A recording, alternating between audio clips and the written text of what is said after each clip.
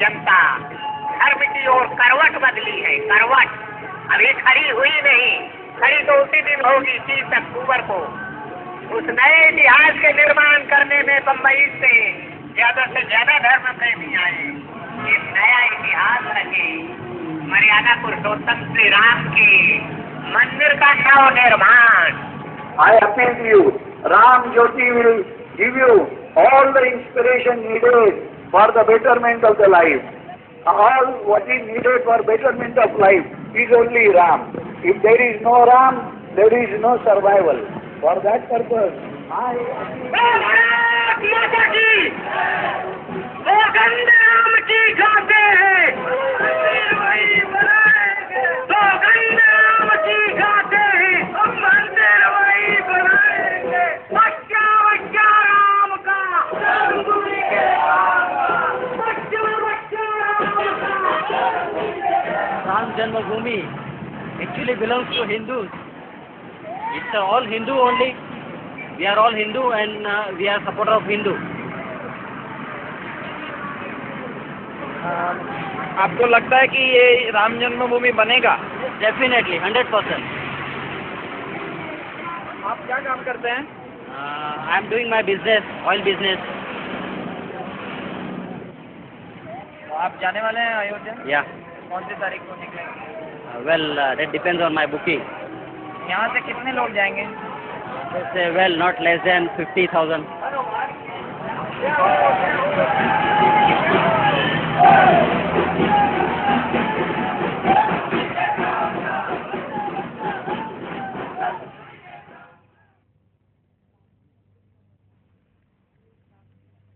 बाबरी मस्जिद का निर्माण अयोध्या में सन 1528 में हुआ। उसके तकरीबन 50 साल बाद तुलसीदास ने रामचरितमानस लिखकर राम कथा को आम लोगों तक पहुंचाया। 19वीं सदी तक अयोध्या नगरी राम मंदिरों से भर गई। इनमें से कई मंदिरों का ये दावा रहा कि राम यहीं जन्मे हैं। इस समय तक अंग्रेजों के पैर भारत में जम चुके थे, पर वे हिंदू मुस्लिम भाईचारे से अपना तख्ता पलट जाने का खतरा महसूस करते थे।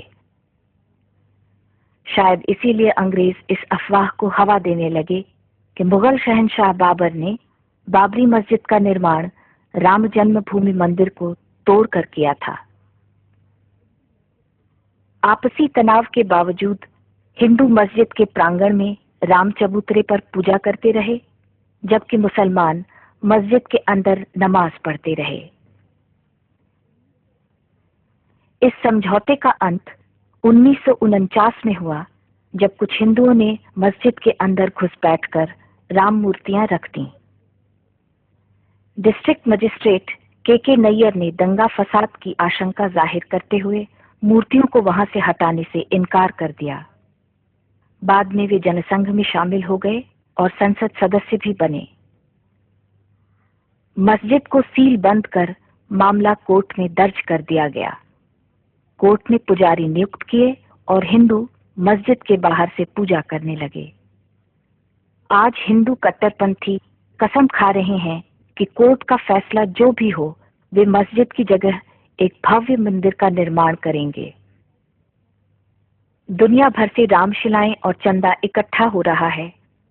उधर वीडियो अभियान मस्जिद में राम जी के चमत्कारी रूप से प्रकट हो जाने का दावा कर रहा है।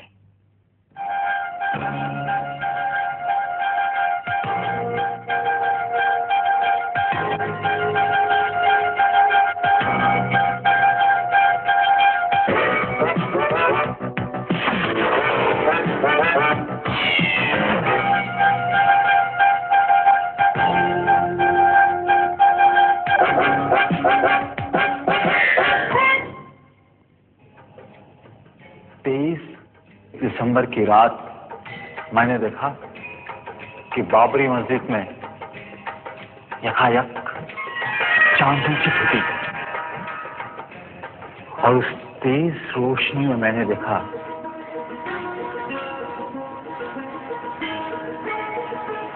कि 4-5 साल का बेहद खूबसूरत लड़का खड़ा है। जब बेहोशी टूटी तो मैंने देखा कि सदर दरवाजे का ताला टूटकर जमीन पर पड़ा था। सिंहासन पर बुत रखा हुआ था और लोग आरती उतार रहे थे। 22 दिसंबर 1949 की रात्रि में भगवान श्री राम लला अयोध्या में अपनी जन्मभूमि पर प्रकट हुए।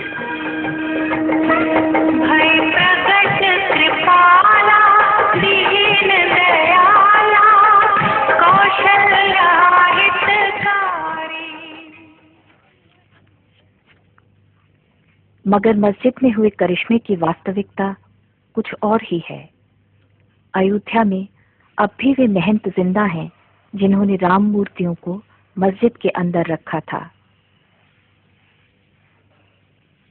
महंत राम सुभग दास जी महाराज शास्त्री अखिल भारतीय रामानंद संप्रदाय के प्रधानमंत्री, ये प्राइवेट महंत भी हैं और उस ट्रस्ट के सर्वाधिकारी हैं।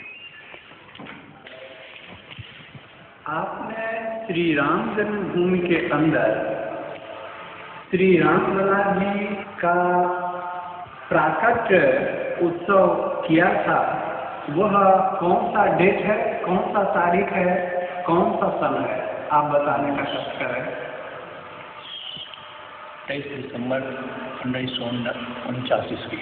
23 दिसंबर 1949 ईस्वी में आपने श्री राम लला जी का प्राकट्य उत्सव किया था और वहाँ बाबरी मस्जिद में भगवान का अवतार हुआ था आपके द्वारा। आपके ऊपर भी कोई ऑर्गेनाइजर था? उस नियुक्ति में प्रधान नैयर साहब थे, के नैयर, जो यहाँ के डीएम थे। और 1949 से लगातार प्रतिमा रखी गई है, तब से नहीं हटाई गई अभी तक। तो आपने रखी थी? महंत राम सुभग दास जी शास्त्री जी जो आप सामने में हैं, आपने ही रखी थी। हाँ जी, हमारे और भी सहयोगी थे, केवल मैं नहीं था। तो मूर्ति रखने का काम आपको कैसे, उसके बारे में आपने कैसे सोचा? फिर तो स्वप्न रूप हुआ, उस स्वप्न को साकार किया मूर्ति रख के। गवर्नमेंट ने आपके नाम से वारंट जारी किया था। वो वारंट का नकल मैं इस समय आपको मौजूद है, मैं दिखा सकता हूँ आपको। जेल से कैसे निकल आए? जेल से फिर वो जमानत पर रिहा हुए, मुकदमे चले और मुकदमे से आप फिर बरी हो गए। नैयर साहब ने निर्णय दिया कि जब तक इस केस का फैसला न हो तब तक इसे बरी कर दिए जाए।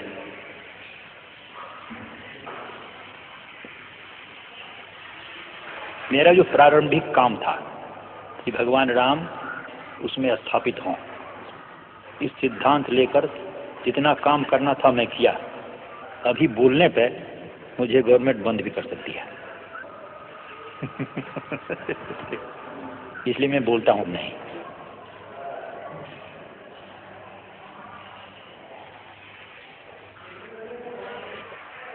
बाबरी मस्जिद के बुजुर्ग इमाम और उनके बेटे वही दिन याद करते हैं। सन 49 की रात में जब मेरे फादर हाजी अब्दुल गफ्फार साहब ईशा की नमाज़ पढ़ने के लिए गए थे, तो उस वक्त नमाज़ पढ़ा के घर जब वापस आए तो सुबह फजर की दूसरे दिन सुबह जुमे के दिन फजर की नमाज़ पढ़ाने इनको जाना था। फिर तो उतनी में मौज़न रात में आया, जो वहाँ मस्जिद में रहता था, सफाई करने वाला, झाड़ू देने वाला। उसने बतलाया कि हमारे यहाँ मस्जिद के अंदर तो मूर्ति रख दिया है बैरागियों ने। तो इन्होंने कहा कि अच्छा ठीक है, हम चल रहे हैं वहाँ, ऐसा कैसे हो सकता है। जब वहाँ आए तो डीएम ने वादा किया कि आप इस जुमे की नमाज़ कहीं अलग पढ़ लीजिए और उसके बाद में हम 2-4 जुमे में इसका फैसला करके आपके हवाले कर देंगे, फिर आप इसमें नमाज़ पढ़िएगा। तो ये उसी जुमे का इंतज़ार आज तक कर रहे हैं।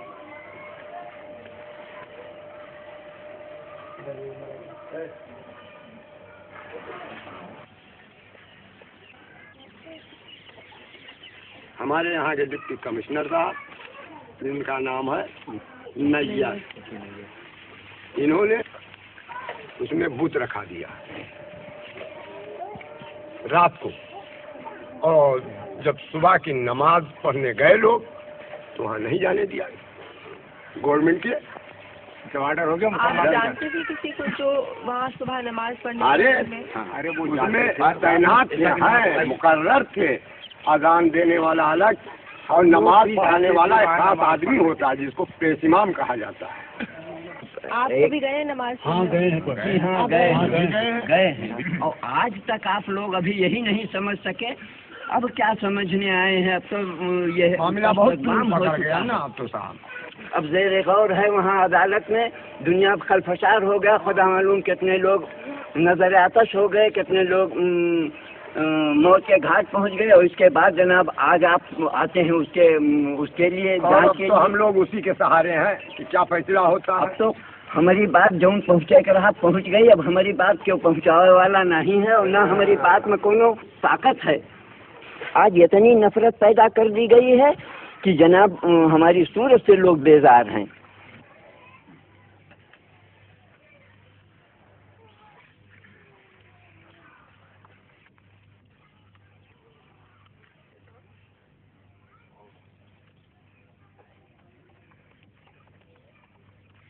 (1986) में दोनों संप्रदायों के कट्टरपंथियों को खुश रखने के लिए सरकार ने एक ओर तलाकशुदा मुसलमान औरत से रख रखाव का हक छीन लिया तो दूसरी ओर बाबरी मस्जिद के दरवाजे हिंदुओं के लिए खोल दिए।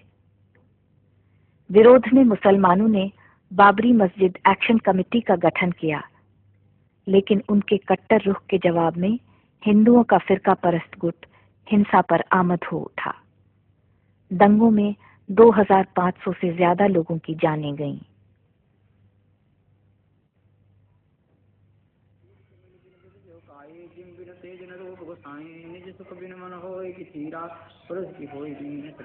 लालदास जी विवादास्पद राम जन्मभूमि के कोर्ट नियुक्त पुजारी हैं। ये जो विश्व हिंदू परिषद ने मंदिर बनाने का कार्य शुरू किया है, इसके बारे में क्या कुछ? ये तो एक राजनीतिक मुद्दा है। विश्व हिंदू परिषद ने जो कार्यक्रम चलाया है, मंदिर तो बनाने के लिए कोई रोक नहीं था। फिर हमारे यहाँ ऐसा कोई विधान नहीं है कि हम भगवान को अलग हटा करके किसी जगह रखे जाएं, क्योंकि भगवान जहाँ विराजमान हमारे होते हैं हम उसको मंदिर ही मानते हैं। हमारे यहाँ हिंदू परंपरा ही है, चाहे वो किसी भी मकान में रख दिए जाएं तभी हम उसको मंदिर ही कहते हैं, क्योंकि भगवान जहाँ विराजमान है वो मंदिर ही होता है। फिर अलग से मंदिर बनाने का कोई औचित्य नहीं है। अगर अलग से भी बनाया जाता तो उस इमारत में जिसमें भगवान विराजमान हैं हम उसको तोड़ना भी नहीं चाहते हैं। और जो लोग तोड़ना चाहते हैं वो इस मुद्दे को लेकर तोड़ना चाहते हैं कि पूरे हिंदुस्तान में एक तनाव की स्थिति पैदा हो और हिंदू मत जो है हमारे पक्ष में हो। उनको ये चिंता नहीं है कि कितना बड़ा जनसंहार होगा, कितने लोग मारे जाएंगे, कितने कटेंगे, कितनी बर्बादियां होंगी, या जो मुस्लिम बाहुल क्षेत्र में हिंदू रहते हैं उनकी क्या परिस्थिति होगी। हमारे देश के सामने तमाम ऐसी समस्याएं हैं कि 1949 से आज तक किसी मुसलमान ने वहाँ कोई अवरोध नहीं पैदा किया। लेकिन जब इन्होंने यह नारा दिया कि बाबर के संतानों से खून